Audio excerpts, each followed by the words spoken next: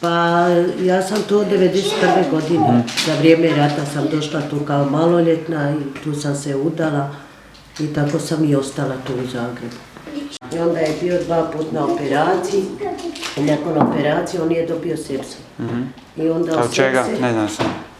Pa šta ja znam tamo u bolnicu kako je on to dobio i šta je to tako ne znam poslije operacije i to.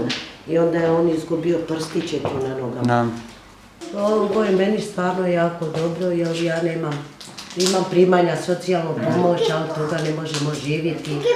13 djece imam, tako da mi je stvarno potrebna svaka jedna pomoć.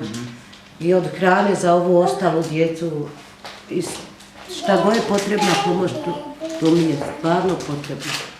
Došli smo ovdje zato što smo primili poziv jedne gospođe iz policije. Što se tiče donacije, znači gospođa iz policije je primijetila i našla jedan oglas u novinama koji smo dali u svezi Interlibera i našeg programa kojim se bavimo kao humanitarna organizacija Humanity First.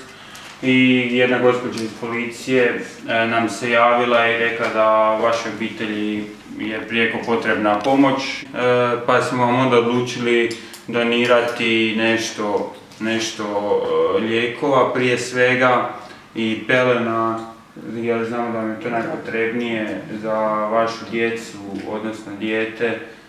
Zahvalite se ovoj gospođi iz policije, jer i nje smo i došli. Da nas sada nije kontaktirala, vjerojatno nam ne bi ni došli.